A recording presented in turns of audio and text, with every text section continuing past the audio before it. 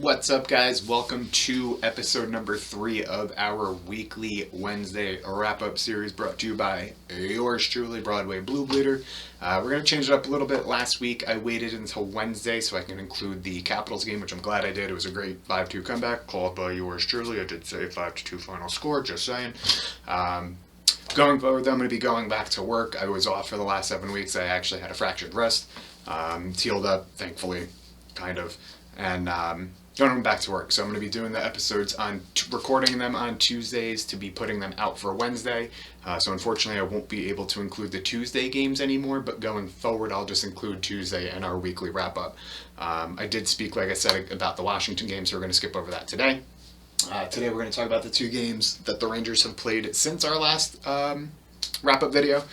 Some things that have been going on behind the scenes at practice, some call-ups, some disappointment, we'll say, some fan gripes, you get it, the whole 9. We're going over it. It's going to be a little bit shorter today. Like I said, it's only going to be 2 games and a weekly preview.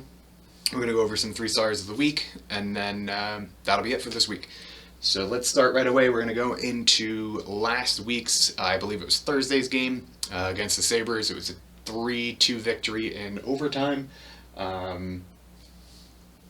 What else can we say? It was a typical Ranger game. You know, they came out down 2-0 against the Capitals a couple days before.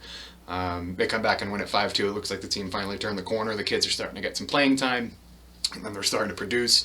The top guys are doing what they're supposed to. The defense is doing what they're supposed to do. Goaltending looks great, and then we play the Sabres, where we think we should get 4 straight points, and it was a fight to get 2, let alone 3. The Rangers seem to play down to their competition a lot, or up to their competition, which is kind of interesting because we know they can play the game the right way, and they can take good teams to the woodshed and do what they need to do. But when they play these bad teams, they just play down to them. I don't know if it's a confidence thing. I don't know if it's a coaching thing. I don't know. It seems that it's been this way with the Rangers for as far back as I can remember. They never seem to put away the teams they're supposed to put away. It's frustrating. It really is when you get a fan base as rabid and ravid as we are. And you see games against the Capitals where we come back and storm back, win 5-2, and we think the world is ours, and we go again, play Buffalo, a team that hadn't won in 18 straight games, finally beat the Flyers, and we have to go to overtime to beat them after blowing a goal lead in the third again. Something's got to give. I don't know what it is with the third period and this team. They seem to go kind of in a defensive shell, but at the same time they don't, because they're still trying to produce, but they're not producing enough. They get too fancy for themselves. They don't have that killer instinct yet, and I think that's something these kids need to learn, is how to get that killer instinct and how to put bad teams away. Because it's going to come back to bite you, and it happened the next night, or the next game, which we'll get into. But something, I'm looking at going forward is how do these kids, 1, start the game, and 2, how do they close it? The second period seems to be fine. The first 10 minutes of the third always seems to be fine. But it's the first 10 minutes of the first period and the last 10 minutes of the game that they don't compete. They don't play their game. They play to their opponents. And it's very frustrating. In that game, though, we had, they had tons and tons and tons of shots. I believe they had 47 shots on goal that game, but it wasn't enough. Their shots, they were putting them on goal, but there's so many opportunities that they passed up. And again, this is going back to them getting too finessey, if that's even a word, too fancy for their own good. If the shot's there, take the shot. Kako, a lot of times, he'll try to make another move when he doesn't have to, or he'll hesitate a half a second. Goalie or the defender gets in position, and the rush is over. Even on the power play has the opportunities to take shots and to score, and they pass them up time after time. Panarin's got to get his trigger back. Zibanejad's got to get his trigger back. We're going to talk about the power play units in a little bit. I don't want to go too much into that because I do have some ideas going forward. I think what the Rangers should do. I think you guys will agree as well. But something's got to give there. Stop passing. Stop being fancy. Just put the puck on net. Good things happen. We all know it. Good things happen when you put the puck on net. You can't score unless you shoot on net. And they have to be quality. You can't just shoot to shoot. And that's what they seem to do that game. Yes, it worked for the most part, but a lot of their shots were just soft, easy saves. And Valakut backed it up, the next day with his analytics.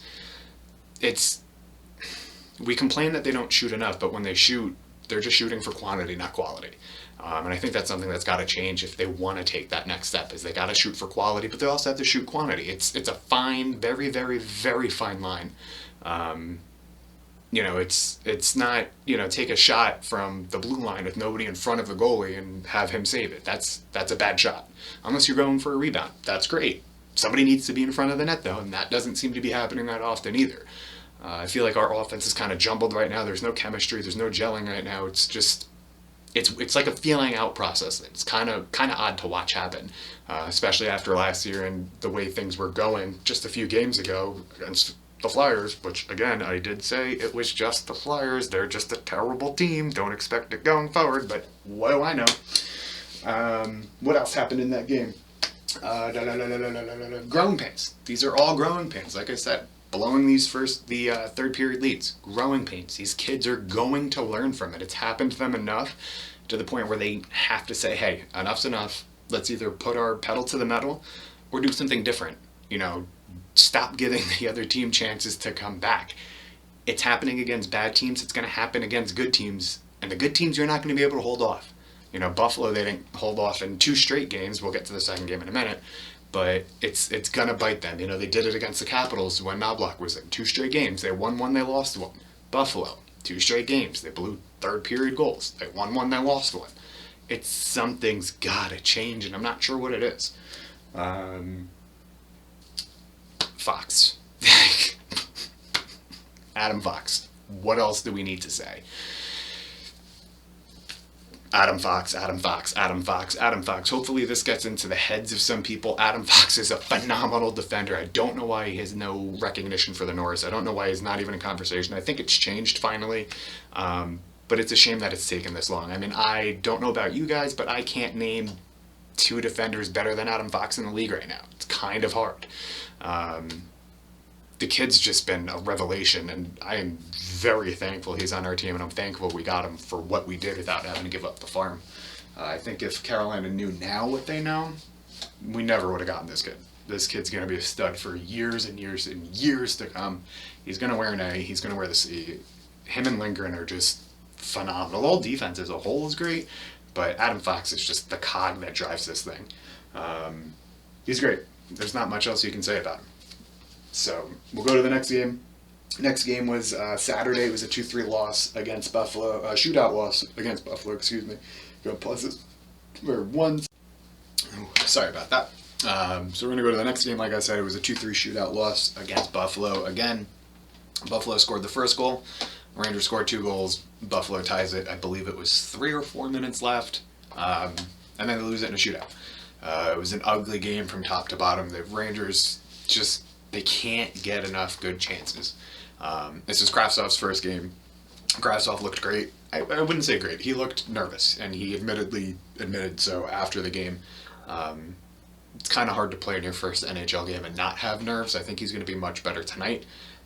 Again, prediction for tonight, so it's on record. It is currently 4:25 on April 6th. I'm going to say the Rangers do win this game. It's going to be a nail-biter, though. I think it's going to be 4-3. And I think they're going to roll. I think they're going to go forward from here. I think this is going to be a building block. Prediction, we'll see. Back to the game. The kids played a lot down the stretch, which was awesome to see. Quinn repeatedly has said Kravtsov's not a fourth-line player. And, kids have to earn their ice time. We saw it with Capo last year. He was regularly playing on the third and fourth lines, and now he's averaging, I think it's 14 minutes a game.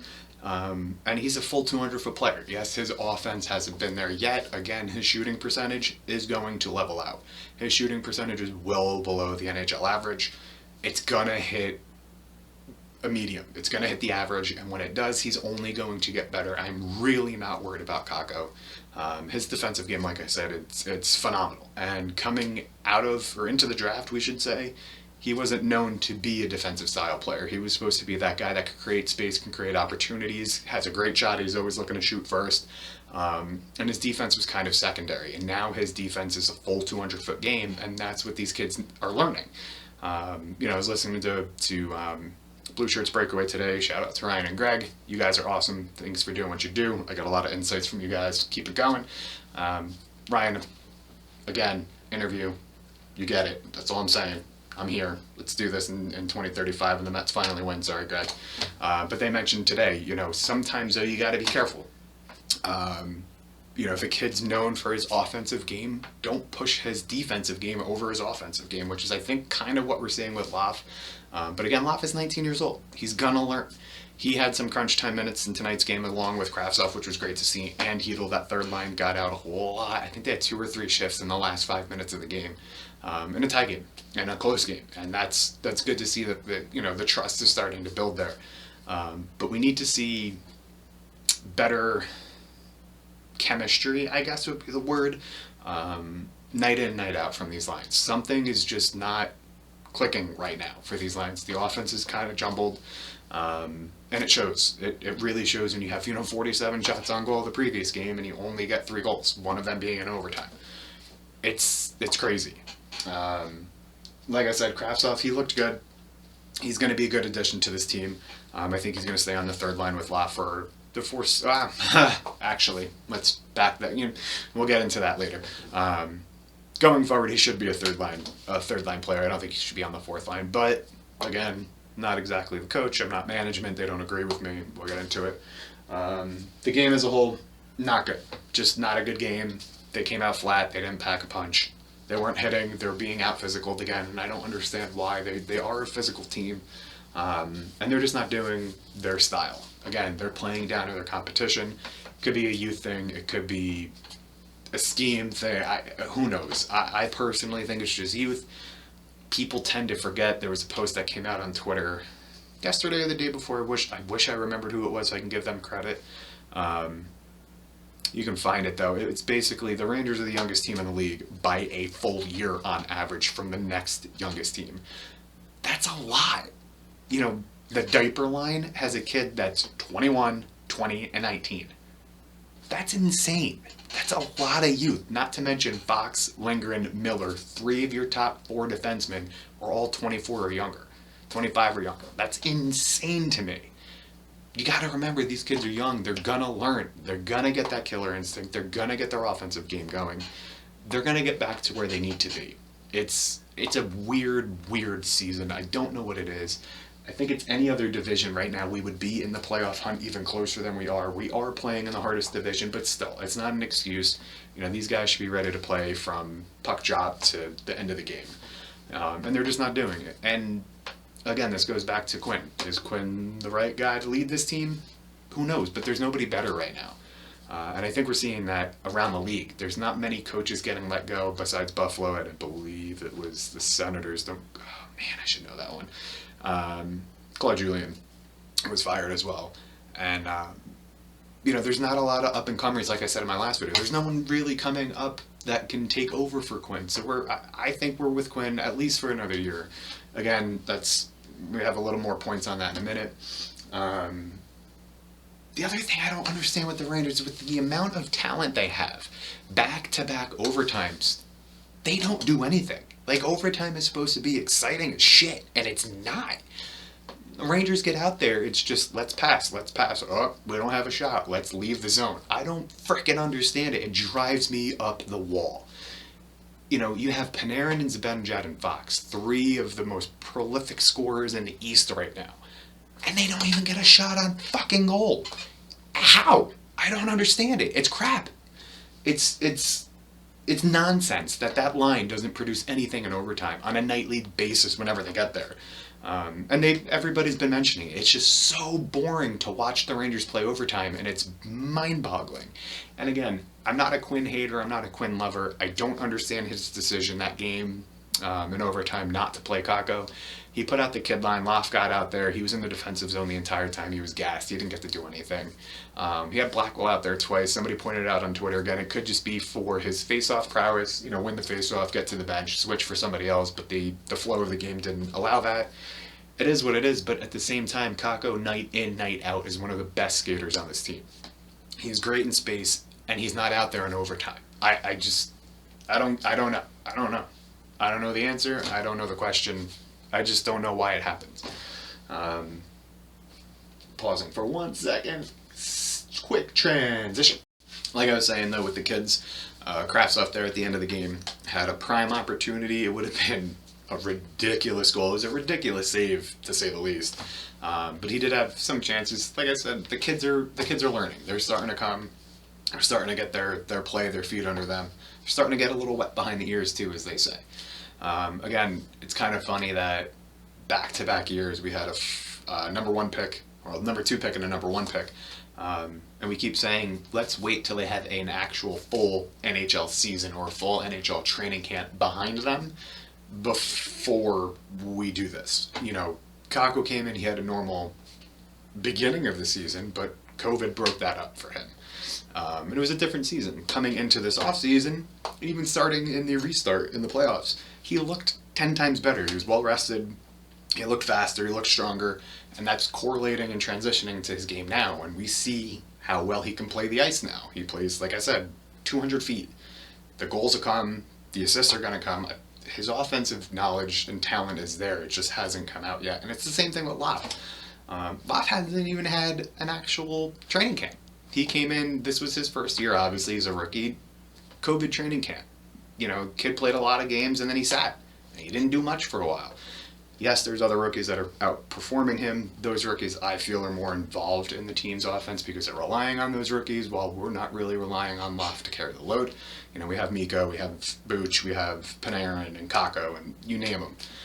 So we can ease these kids in, which is what we're doing. A lot of people are expecting them to jump in, be on the first power play, first offensive line. It's not going to happen with this team. There's too much talent ahead of them. I wouldn't say the talent's blocking them just yet. It's going to happen, which we'll get into. But right now, I think where they are, they're fine. Again, that game was a loss. We got 3 out of 4 points. Played crappy against Buffalo. My personal opinion from today going forward, you're not playing to lose, but you're not worried about playoffs. I think Rangers should start worrying about their kids, getting them some more experience. You don't necessarily have to bury your top 6, but get the kids more time, which segues perfectly into my next point. That's the end of the wrap-up for the games. One of the biggest things I've been harping on, I don't know if I've really talked about it much on here, is the power play lines.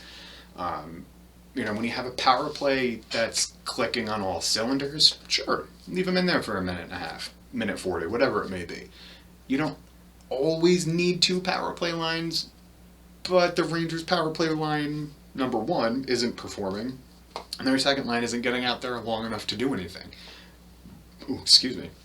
Yes, you know, the defense is gassed, but if you really watch the Rangers power play work, there's only one real side of the penalty kill that's gassed, and that's the side that Mika and Panarin are on, the left circle.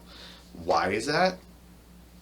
There's too many right-handed shots on the power play, and it's been this way all season. This is not a knock on Ryan Strome whatsoever. This is not a knock on Chris Kreider whatsoever.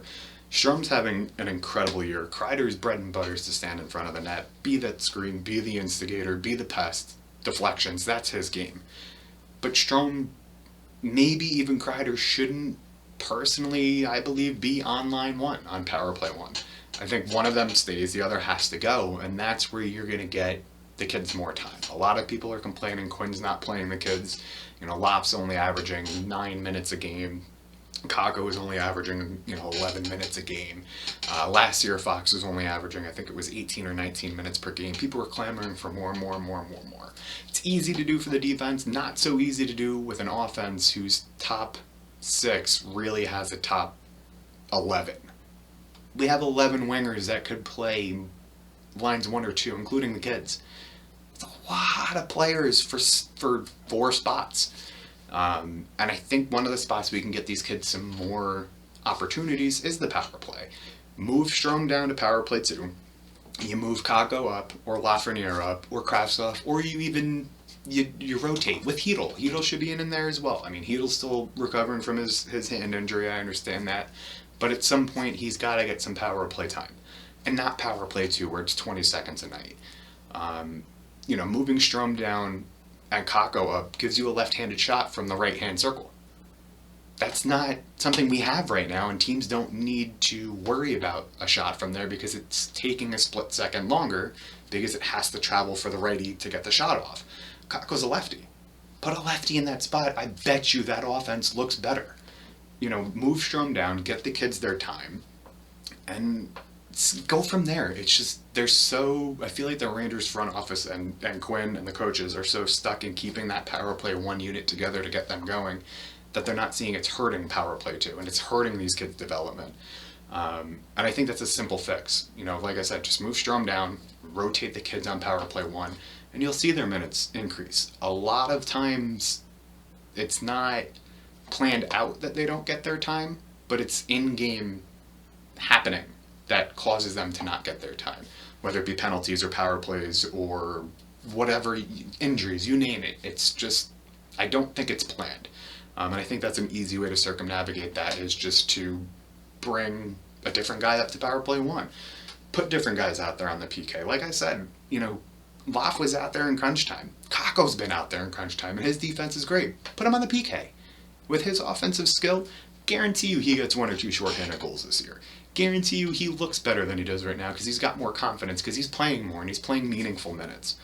And I think that's what the Rangers need to focus on from here to the end of the season. I'm not saying throw in the towel, I'm not saying the season's over, but remember what you're looking to build. You're looking to build for the future. Yes, we want to win now. Yes, Ranger fans and New York fans in general are very rabid and want now.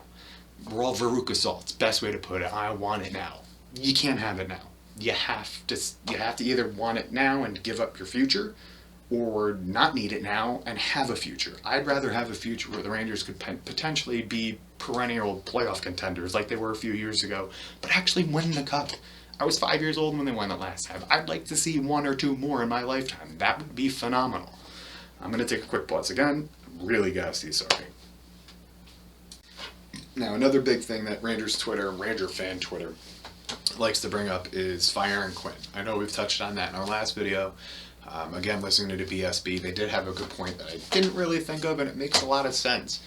A lot of you fans want Quinn fired for a litany of reasons, whatever it may be. But why is nobody talking about the front office?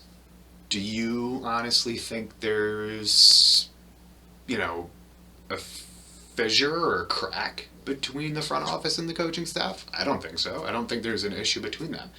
I think Quinn is doing what the front office wants him to do.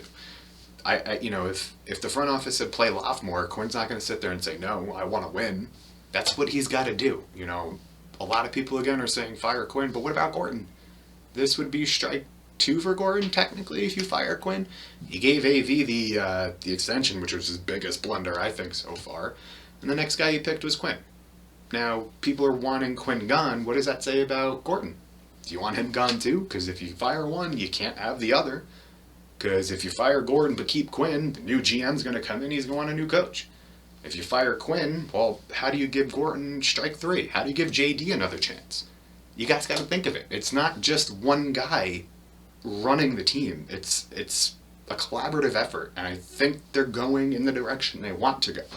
Do we have to agree with it? No, but we don't really have much say in that. I know it's fun to say fire Quinn because X, Y, and Z, but looking at a broader picture, if the coach is rotten, there's something rotten up top too, and that's got to be looked at if this is really the course they're going to go. If that's the case, I think it sets us back again. I don't think Quinn's the issue, but I just don't think Quinn is the answer as well. And I've said that. I think this season's kind of telling. Next season's going to be the most telling. If they come out flat every game like they've been doing this year, then yeah, it's going to be time to move on. And Ranger fans don't want to hear that. I don't want to hear that because I want to win. I hate seeing them lose. I hate seeing them blow these leads. It sucks. We devote a lot of time, a lot of effort, money, you name it. I mean, me right now, I love doing this, but it hurts to do it when the Rangers are playing like this. It sucks. It's not fun. We want to have fun. One of the other big things people are complaining about, which I agree with, I've touched on it in this video as well, is the line juggling. I don't understand it. There was a huge uproar yesterday during practice. I mentioned earlier, Quinn had said Kraftsov is not a fourth line player. However, tonight's game, I believe Kraftsov will be starting on the fourth line. We have Blackwell starting on the second line, and we have the diaper line back together with Hedel, Kakko, and Laf. Why? I'm not sure why they're fiddling with the lines that don't need to be fiddled with. Panarin and Strome and Kakko aren't producing because of the line. It's just a lack of production. They may be the best line the Rangers have right now. Kakko, night in, night out, looks different playing with skill next to him. The KZB line is just... who? I mean, yes, Zibanejad was on a tear. Kreider hasn't done anything. He's Captain Disappear, as we all know. He's one of the streakiest players I've ever seen. And again, it's another reason I really hate that contract extension, which now, as I was mentioning before, we're seeing is blocking these kids from coming up and being able to play top line minutes, which is why we're in the issue of Laf not getting enough time. But I think that line, before anything, should have been tinkered with. Maybe you move Kreider down. Maybe you move Laf up. Laf played with Buch and Zibanejad for a bit, and he produced. He had a goal with them. The line was starting to click, and then all of a sudden, they switch it. I think they're too quick to pull the trigger on switching lines. Not that they stay that way for the game.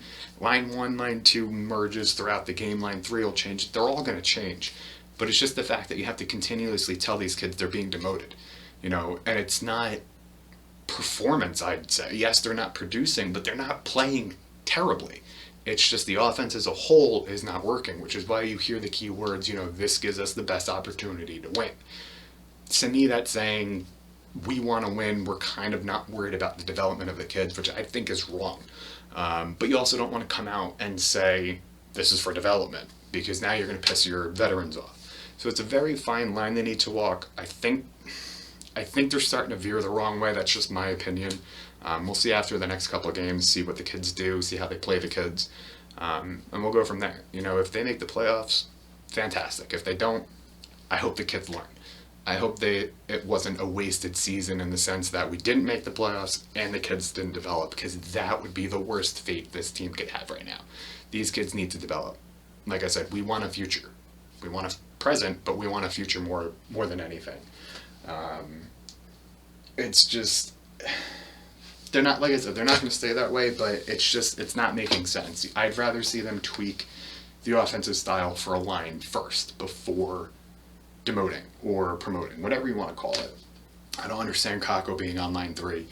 He was, like I said, he was doing well on line 2. That line was doing fine. It's just, I don't know. I don't have an answer for, and I usually do, and I don't. Maybe you guys do. If you do, let me know in the comments if you got any answers.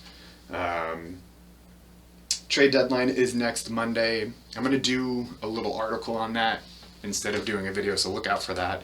Like I said, I am returning to work, so I'm going to have less time to do videos, but I'm going to be able to write some more because I have no cast, so I can actually type, which is fun. So look out for that. It's coming soon. It's going to be on the website, BroadwayBlueBleeder.com. Make sure you check that out. We're going to have an email list coming up. You can always email me questions. There are 2 for this, for the videos. Always looking for some listener questions. Could be personal, could be Rangers, you name it. If I answer it, I'll let you know. We'll get into that. Like I said, the trade deadline in a written article. I might do a little blurb about it on a video, but we'll see. Tonight we have Pittsburgh. Again, I want to see the kids play a little bit more. This week alone, we have 2 versus Pittsburgh, 2 versus the Fish Sticks. Yes, I said Fish Sticks. I don't care what they do the rest of the way. Just beat the Islanders. Just bloody beat them from top to bottom. Please, that's all I ask. And that's all I got.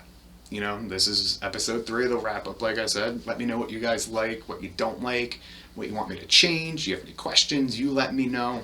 I will try my best to work it out. And again, I appreciate everything you guys are doing for me. My viewers are just increasing by the week, and I can't thank you guys enough, like I've said in my last video. And I'm going to say this until I'm done with this, which isn't going to be anytime soon. I really love doing this. I love talking Rangers. I love looking up stats. I love opinions and not fights but arguments.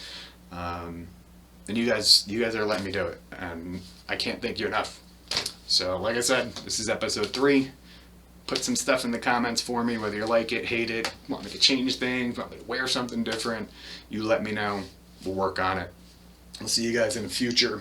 Like I said, Broadway Blue Bleeder on YouTube. I got my TikTok, Instagram, Twitter, and our website. You guys can reach me, tweet me, hate me, love me, whatever it may be. Just be Ranger fans, be you guys. And here's to a bright future. Let's go Rangers.